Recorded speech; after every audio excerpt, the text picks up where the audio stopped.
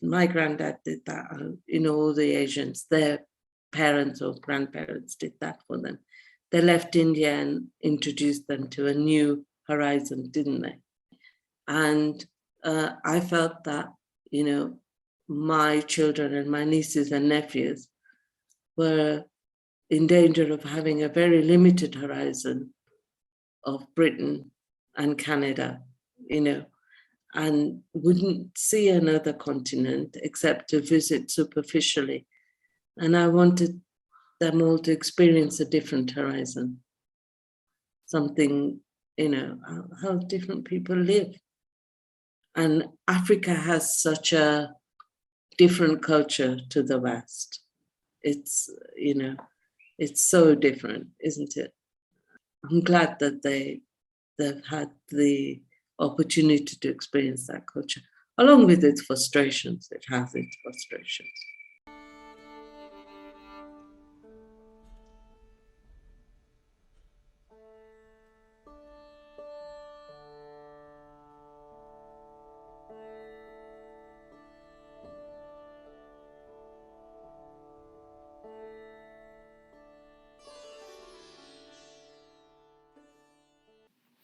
Hello and welcome to Expulsion at 50. My name is Dola Vasani.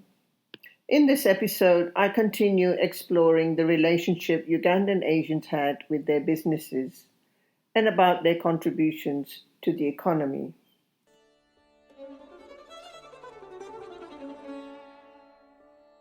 Fazl Hussein Hassan Bai Kapasi is described as a reformist within the Daudi Bora community. He was also a very successful and tenacious businessman. His daughter, Fatema Patwa, is my guest for this episode. She speaks about his life and about her own journey as a businesswoman. I hope you find her story interesting.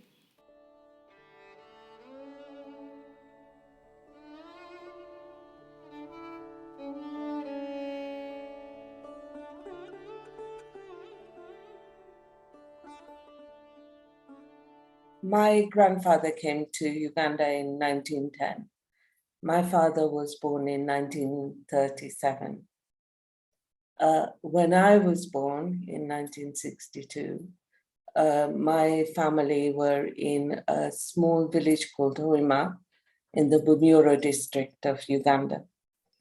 At that time, they had some small parcels of land and they had like really small shops. And then at the time when I was born, my grandfather was in debt and had a small business, and my father had just joined his business.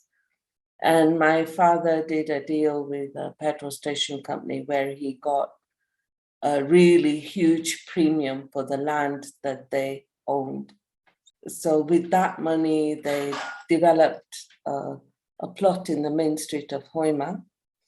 And there they gradually started lots of businesses. So within one plot, they were running 3 or 4 different businesses, selling scooters, mabati, hardware. Then they were lucky enough to get contracts from missionaries. So their business was doing really well. And then my grandfather was diagnosed with a weak heart. So they decided to move to Kampala. And in Kampala, they built a building in the middle of the town called William Street, where the Hora Mosque was. And there my father started a business called Italian Automobiles, selling Fiat car spares. Then my uncle, he supported my uncle to go to UK to learn engineering. And he came back and they started a factory.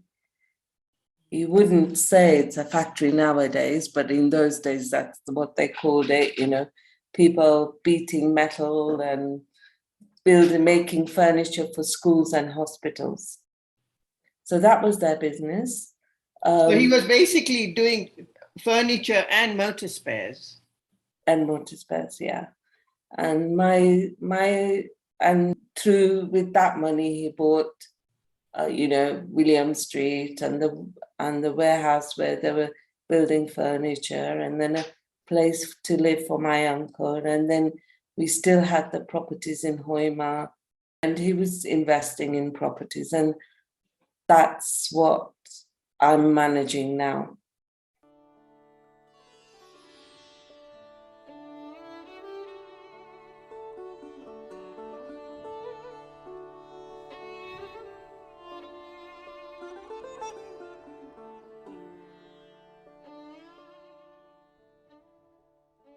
Okay, so my mum's parents also came very early in the 20th century to Uganda. I don't know exactly when. And they were first in Hoima also, and then they moved to Masindi. My mum was born in India, but only because her mum was visiting India at that time. Her mum was actually living in Uganda. All her older siblings were born in Uganda. My family were very Ugandan. They didn't go back to India. All my aunties and uncles married people who were already in Uganda.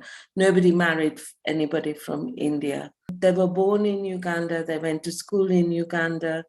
All they knew was Uganda. My dad, for example, went to India for the first time in his life in late 69, 70, something like that.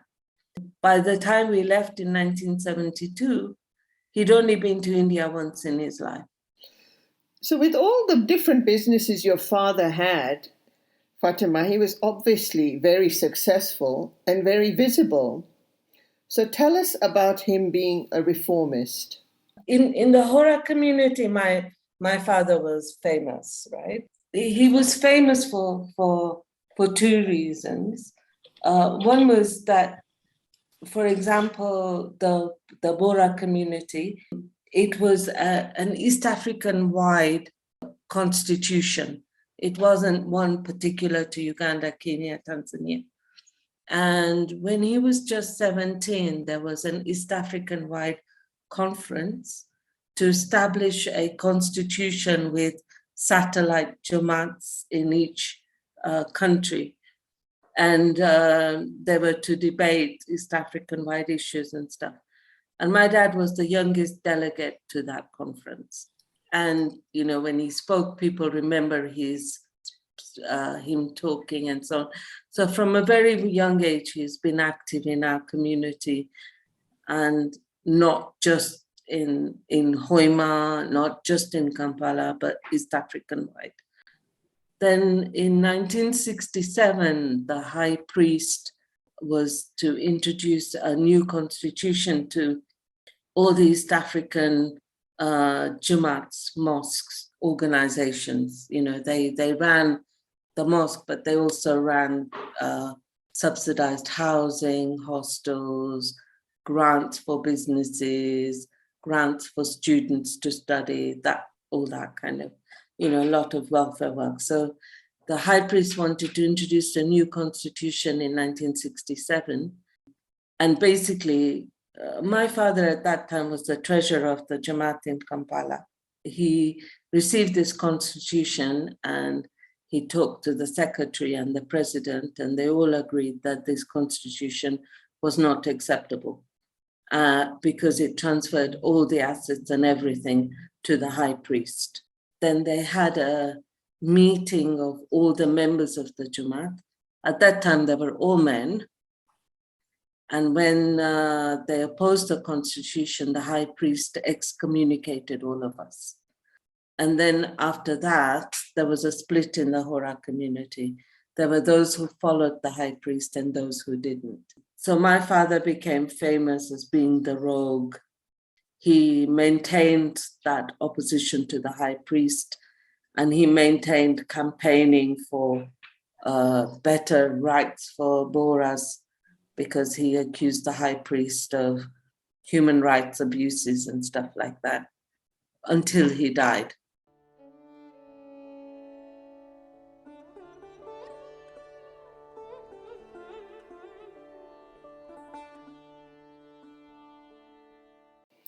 So, Fatima, let's fast forward to 1972, and perhaps you can share with us how it was for your dad and the businesses and for yourself.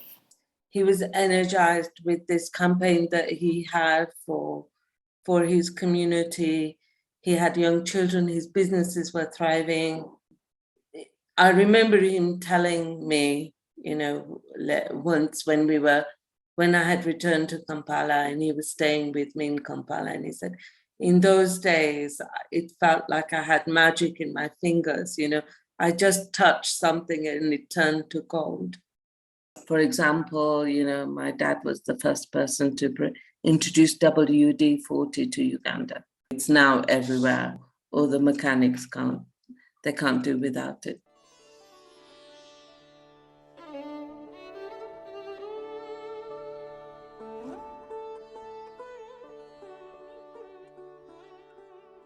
My dad was born before independence, but his father was British citizen, British protectorate.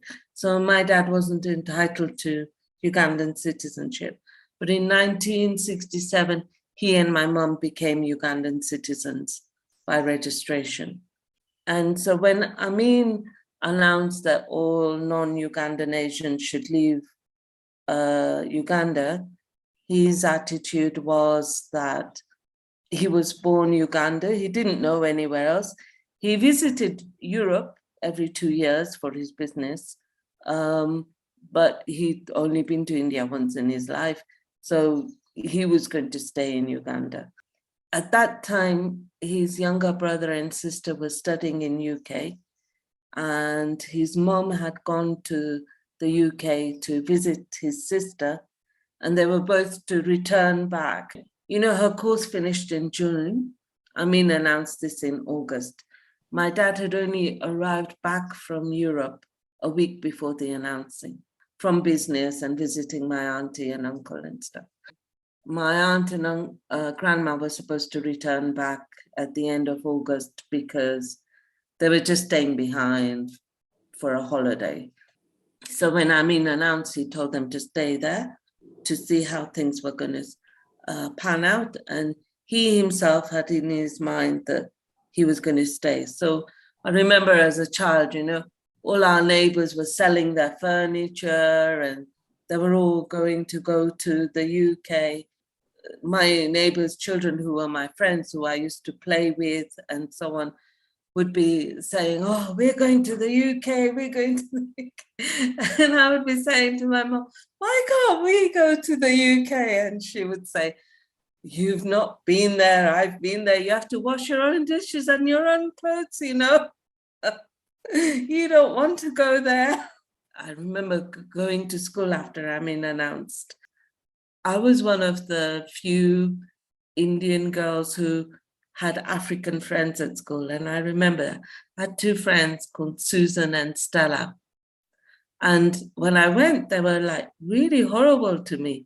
Can't remember exactly what they said to me, but I felt really hurt because nobody had told me about Amin's announcement at that time. So I didn't know why they were being horrible to me. But obviously it had filtered down to them that Indians were bad and they have to leave Uganda. And you're a 10-year-old child, you don't know. And then, of course, it wasn't safe to go to school, right? Many kids weren't going to school. I remember that just before we all stopped going to school, one of my friends, she was crossing the road and quite far away was a military truck. And they saw her crossing the road and they speeded up and they ran her over and killed her deliberately. It was so awful. And I'm sorry, that was really emotional because she was a really good friend of mine. So then I remember us having an assembly in her memory at school. Then we stopped going to school. And then it was just fun, isn't it? We could just play. The adults were just thinking about had their own worries, but they didn't share them with us. I didn't sense any worry. I just thought, oh, this is fun. We just played all the time, didn't we? Nobody supervised us or anything. Then one day, soldiers came looking for my dad at our flat. We were on the first floor above the shop. And I can remember somebody warned my mom that soldiers were coming. They must have called her because we had a phone. So she hid us all. I remember hiding under a table with my cousin. At that time, people felt it wasn't safe to have teenage girls in villages.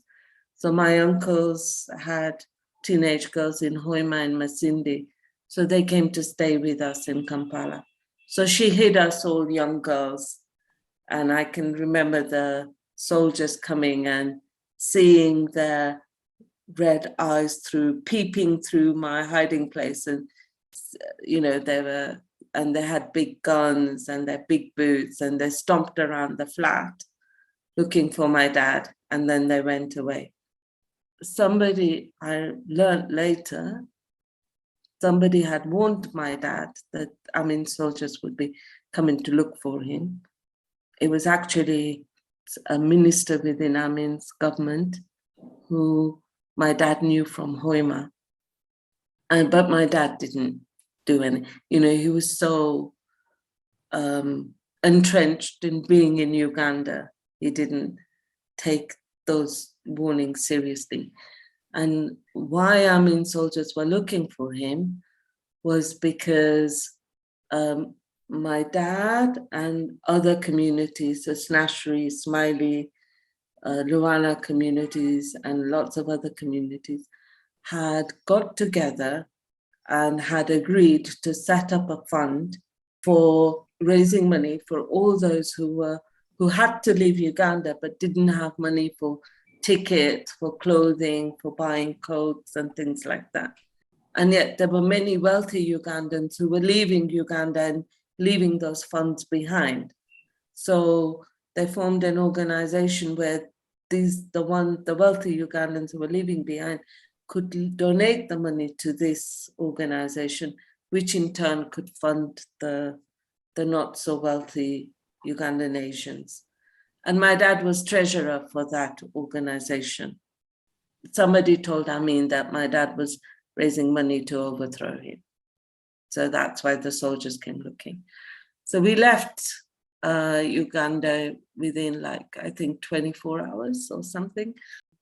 It was then that Dad decided, Dad was persuaded actually that he had to go to the British High Commission, change his passport from Uganda to British, and leave the country.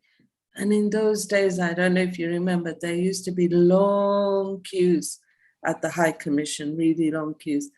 And it was too dangerous for my dad to queue there. Other people took turns to queue for my dad until they got to the front, and then they called my dad, and my dad went in there.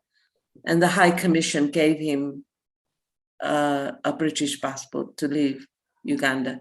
And so we all fled to the UK. I remember us leaving, there were people still staying in our house, my cousins and everybody.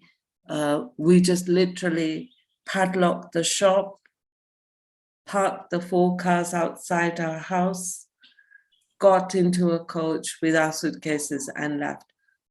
One day we're staying here forever, and the next day we're flying to the UK.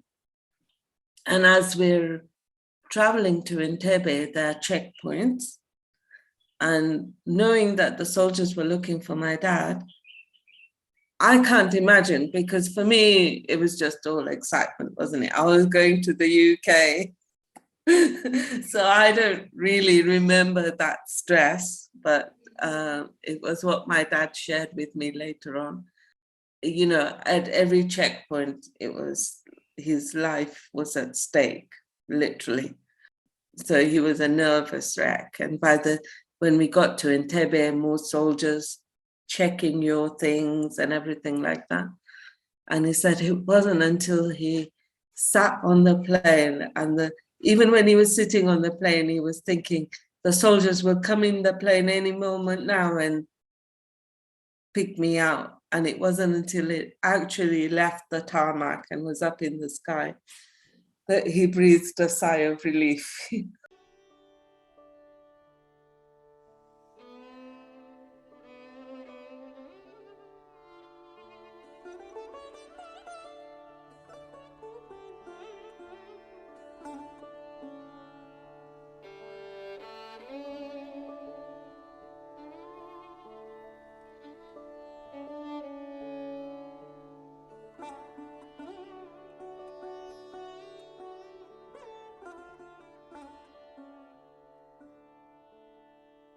Arrived in the UK, it was freezing cold. There was condensation coming out of my dad's mouth. We were looking at him wondering, is he smoking? we didn't think our dad smoked.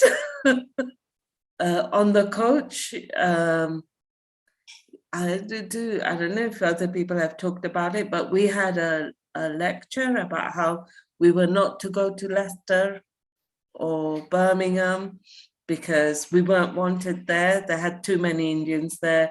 There wasn't enough spaces, and we should go where we were sent. And then we arrived at the camp. I can't remember much about the camp because we were there only 1 week. Which camp was it? Sorry, Westmoreland in Kent. My dad was very, as I said, he was very strongly principled, and he had some money in the UK because my aunts and uncles were studying here. So he decided that he told my grandma and my aunt to rent a flat. And within 1 week, we left the camp and we went to stay in that flat. And that flat had no bathroom, 2 rooms, freezing cold. And we would, and in one room, my grandmother stayed, and that was a warm room, and she had her bed there. And there was a little TV about that big, which showed only BBC One, black and white one, which we huddled over to watch. That's how we stayed. And that one other big room had lino carpet, and it was so cold, and there was a massive big bed. So and there was another room where my mom and dad and my sister slept. And then in this room, in one bed, would be me, my sister, my brother, and my auntie. And we all slept together to stay warm because it was so cold. Okay, so your dad was like 35 years old, so he was still very young, huh? Yeah. And he still had a lot of energy. He wasn't defeated by having to leave Uganda.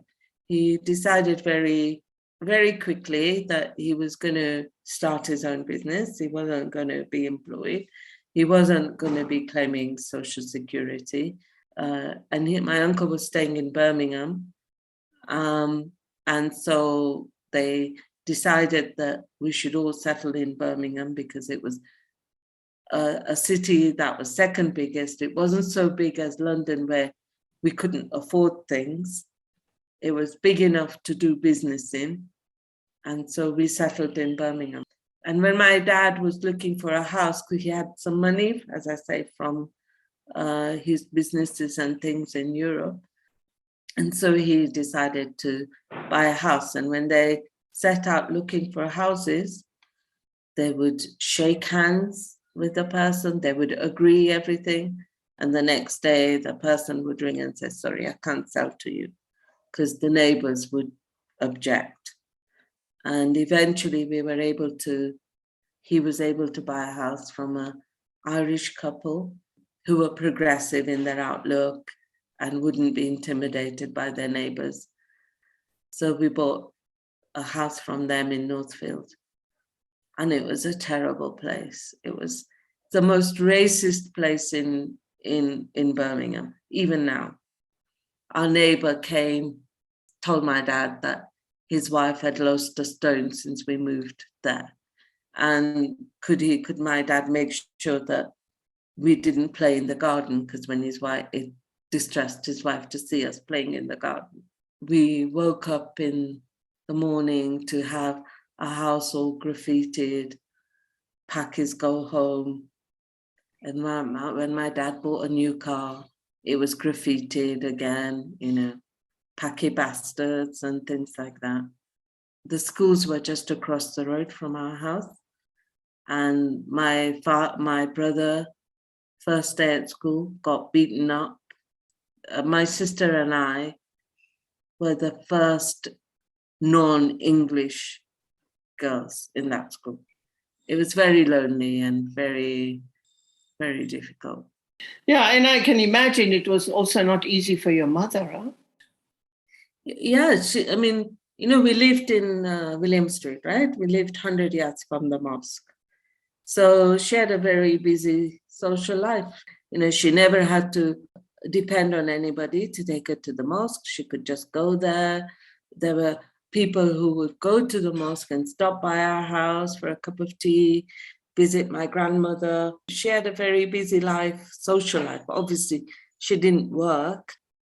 So coming to the UK, to Birmingham, in this racist environment with nobody to talk to, she became depressed. Within a few months, she became pregnant with my youngest brother. He was born in November 73. She had high blood pressure and my grandmother was seriously ill. So my grandmother was in one wing of the hospital and my mother was in another wing of the hospital.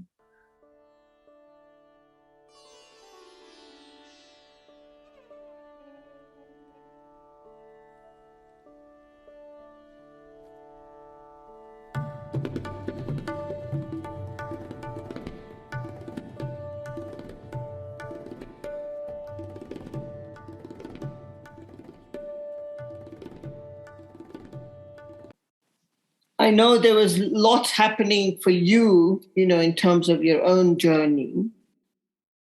But what I would like to sort of maybe take a bit more time is to just spend, what was the turning point where you started to think, or your father started to think, or the family started to think about what had been left behind? As I said to you, in Northfield, it was very racist and very lonely. Uganda was that paradise that we'd left behind, isn't it? And it was always there in your mind that there was that life that you had left behind. I never felt that I belonged to UK. I always felt that I was visiting and I had to go back to Uganda. That was my home. Subconsciously, that was how I always was. I never felt I belonged there. I can't remember, must have been about 93 or something like that. It was the Museveni had come into power, had set up the custodian board and people could claim the property. My dad and my brother came to reclaim the properties. He came to Uganda. It was the first time that he visited Uganda after 1972 to repossess the property. So he returned in 1993, so that's 20 years later. Yeah. So after my dad had repossessed the properties, he gave them to a company called Property Services to manage the properties. He sent me and my brother here in 96, I think it was, 96 or 97, to see how the properties were doing. So that's when I came to Uganda. I'm telling you, that experience was, I could remember when I went to William Street, I could remember where the footpath curved. And I could remember where the footpath had those 3 steps to go a bit further down the hill. And every single detail was coming back to me. I could remember it all. I had 2 feelings. One, I had a feeling of, oh, I am where I should be. And then a deep sense of loss. I felt like no, we lost so much sense of, it was a sense of grief that I felt. Wow. It's interesting that your father and your brother went in 93, and were they able to repossess everything, like the ones in Hoima and the ones in Kampala? Yeah. My dad was always meticulous about paperwork. When he came to repossess, he had the paperwork. You know, when we left at such short notice, right? His filing was so amazing that he picked the files from the shelves when we were leaving. He didn't have the titles, but he had photocopies of all the titles of his properties. And how was that process for him, would you say? You know, because he came back after 20 years. Okay, you know, now that you are probably a little bit more settled in the UK, you had the business going, and then he chooses to come. And I wonder what that was like for him. They visited my grandfather's grave, which is in a cemetery here in Kampala. And it was the first time he'd seen my dad sob his heart out. And he must have felt what I felt, because when I returned to Uganda.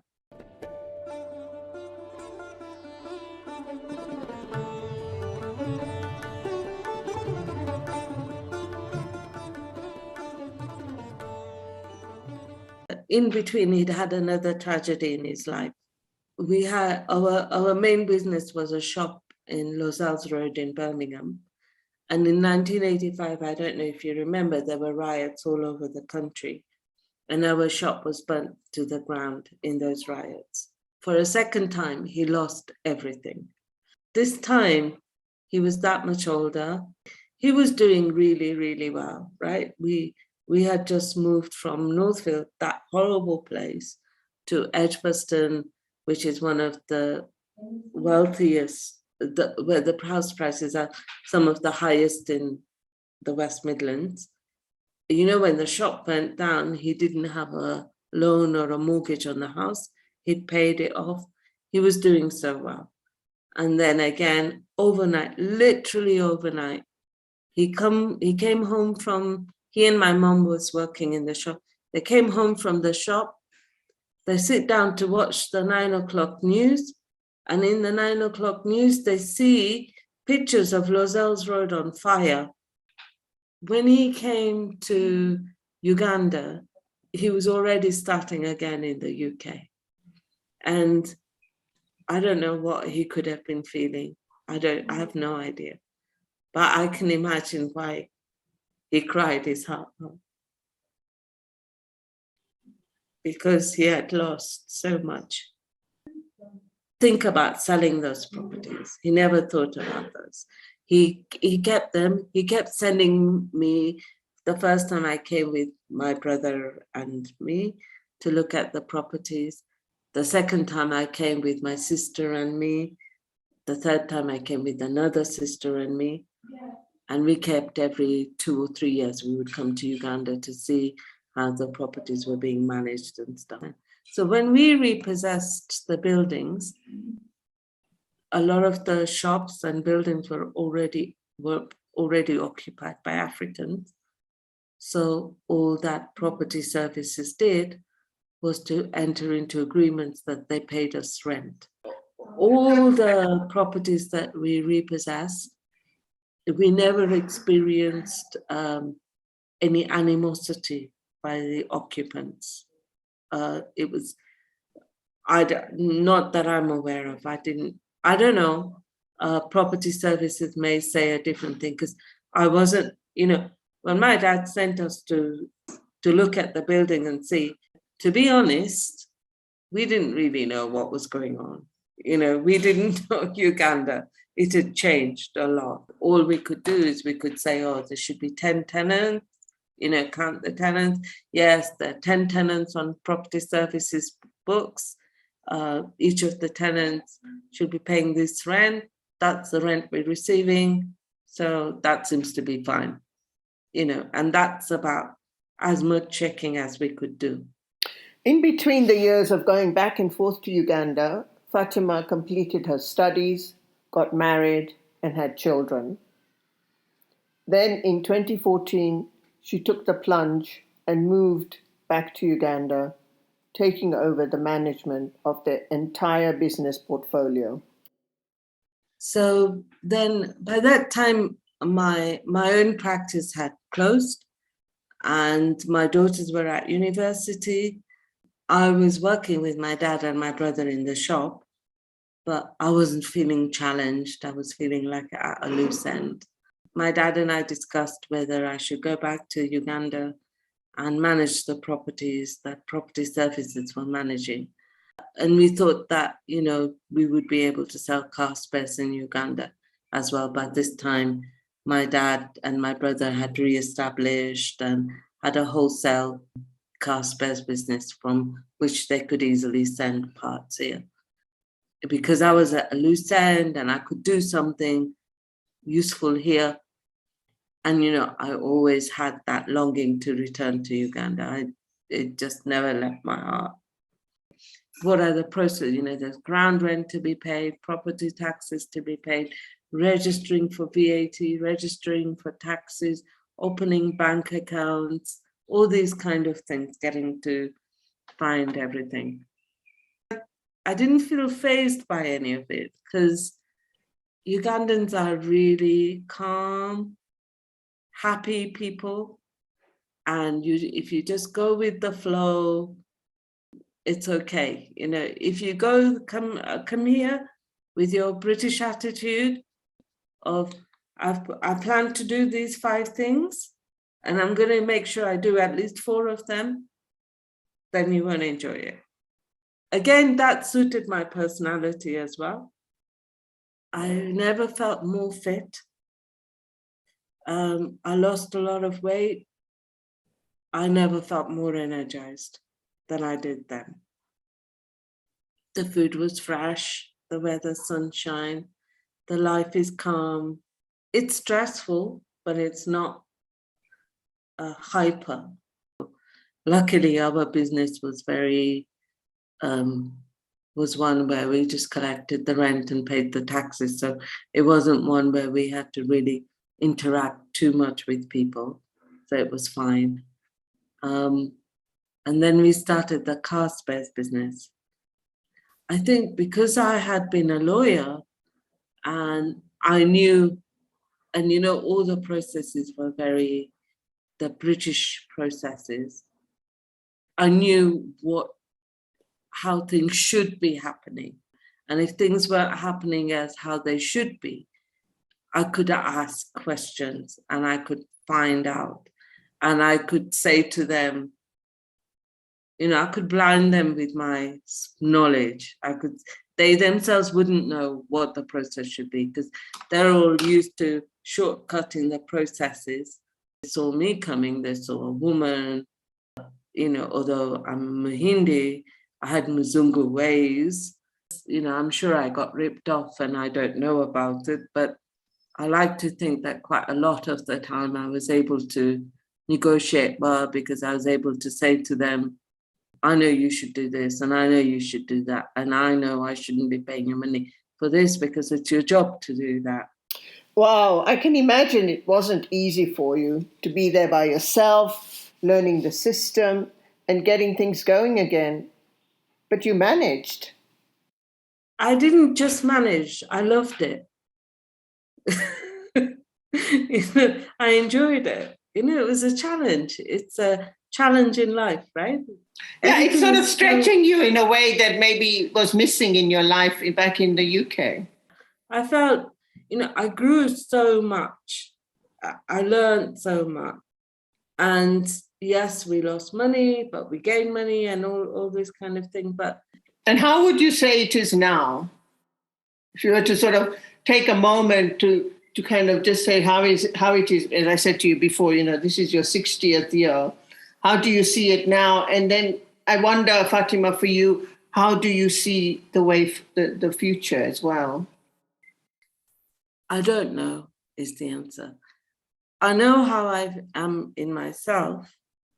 Like I said, when I was in the UK, I always felt that I had to apologize for my existence just because of the racism, the discrimination. And I don't feel that anymore. I feel confident. I feel like, even in the UK or anything, if I want to offer to help, I don't feel like shy about that. If I want to talk to anybody, I can just say, engage a conversation. I feel so much more confident of myself. I don't think I would be feeling this confident of myself if I hadn't come back to Uganda.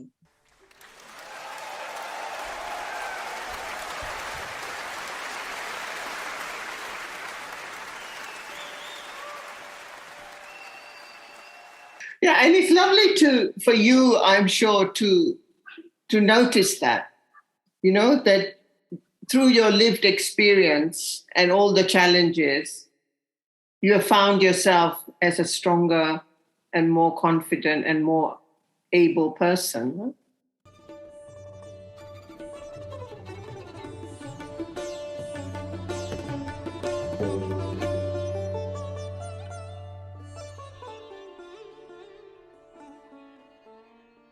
Thank you for listening. Till the next time, keep well and safe.